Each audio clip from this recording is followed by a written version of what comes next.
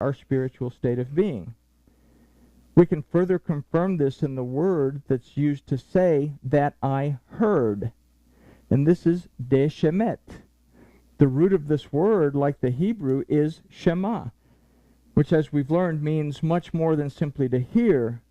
The shema takes effort, as one must not only hear, but we also have to perceive what is being said, discern what is being said, and understand what is being said before we can obey and apply what's being said. After this, a choice must be made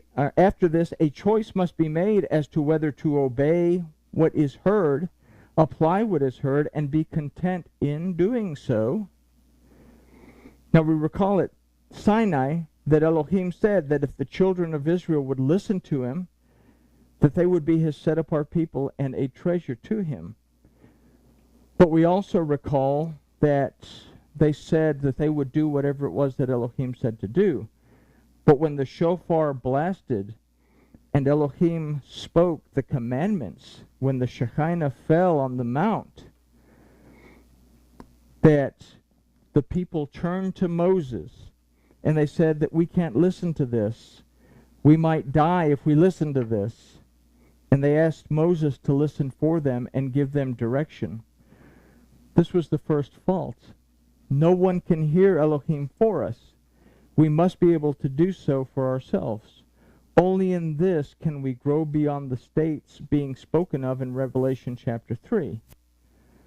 So with this in mind, we can move on to the second verse of Revelation chapter 4.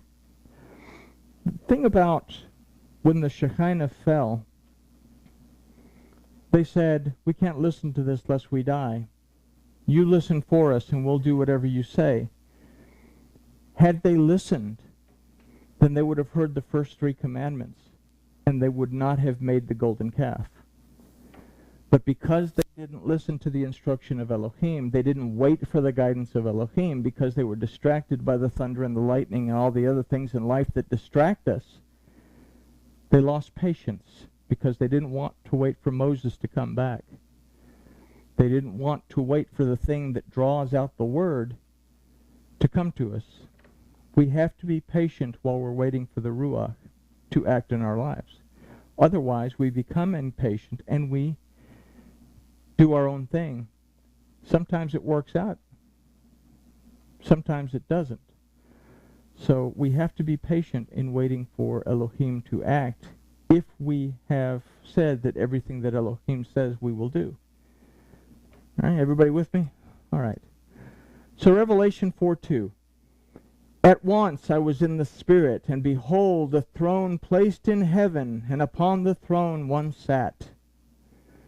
There he is. He's up in heaven, and he sees the throne. And there's God sitting on the throne. So again we see the word v'mechad beginning the verse. As we recall, the root of this word is echad, meaning one or in unity with. The vav in this word means and as opposed to at.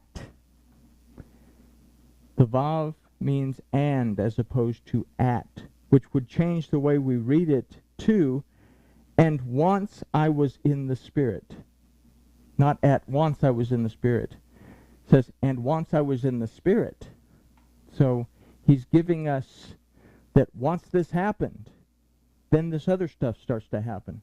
So once I was in the Spirit, Beruach, would illustrate to us what that this was necessary in order to enter into the realm of Elohim. Flesh cannot enter in, only Spirit. We could further consider this verse to say, and I was in unity with the Spirit. Okay? I was in unity with the Spirit, which would illustrate more than just entering into the realm of Elohim, but that there was a connection between Yochanan and the Spirit of Yahweh. And this holds true for us. It isn't about entering into the realm of Elohim as Yahweh inhabits everything. It's about connecting to Yahweh Elohim.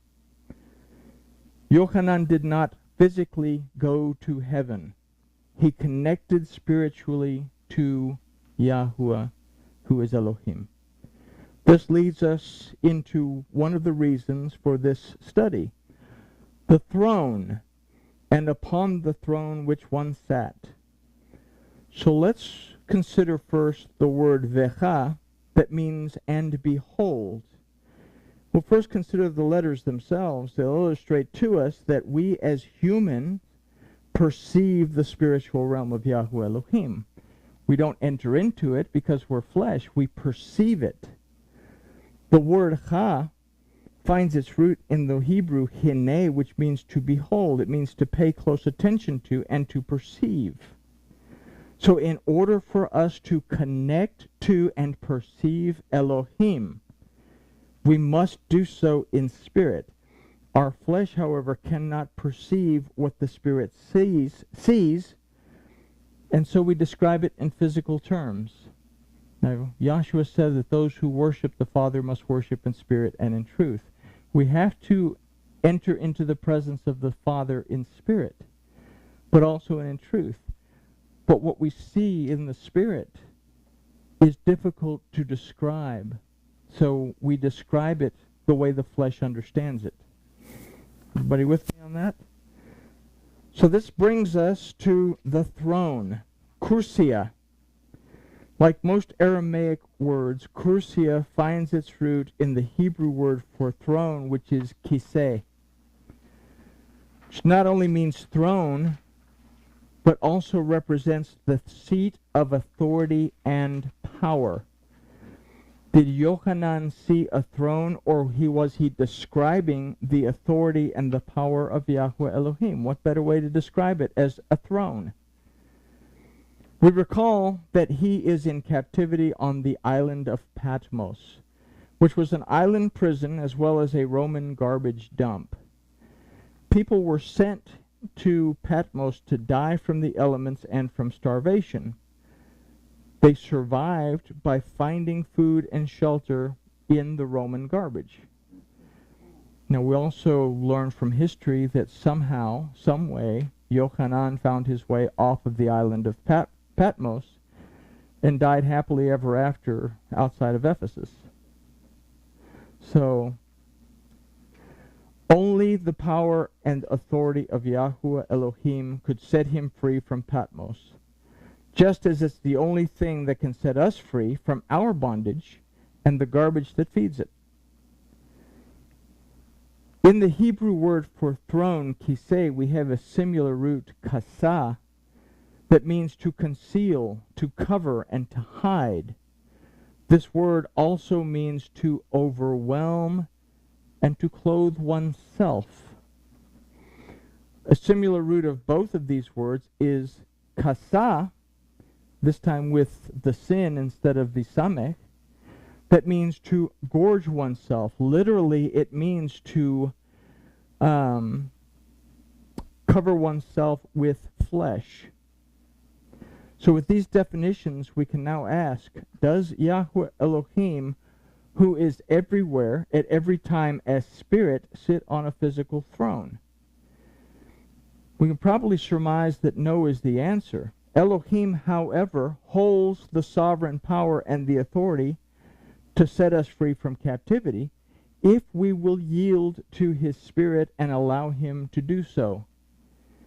We have to yield to Elohim and allow him to set us free.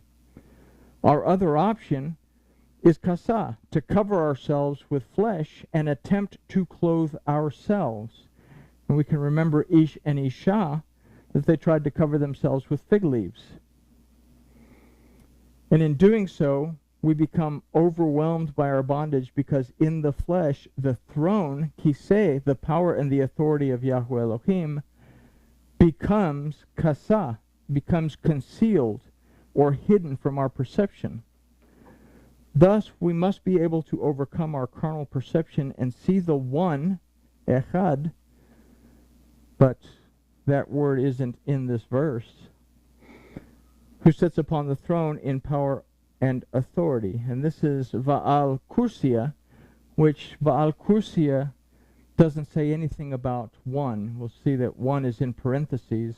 It's not found in this verse. It's just something that we assume. Yahshua said that we must worship in spirit and in truth, and we must be able to recognize the spiritual meaning that is described, that for us as physical beings can only be described in physical, concrete terms. The throne of Yahweh Elohim is always present.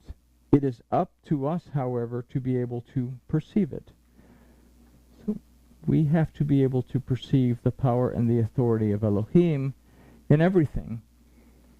That, like I said, Yochanan and Yezechqel, they were in captivity. The only way to get out of captivity is to allow the power and the authority of Elohim to work on it. So here we have, hopefully, an understanding of why a throne. Well, we understood from a crown that from the roots of the word crown we get the word kach, that means power. So it's not that we wear a crown of gold, it's that we have the power because Elohim gives it to us. So, any questions on this? Part 1 of 412. Yeah, the rest of it's like 10 pages long, and that's without any commentary, so we might be doing this for a while. So, okie dokie. Well, grooviness has been achieved.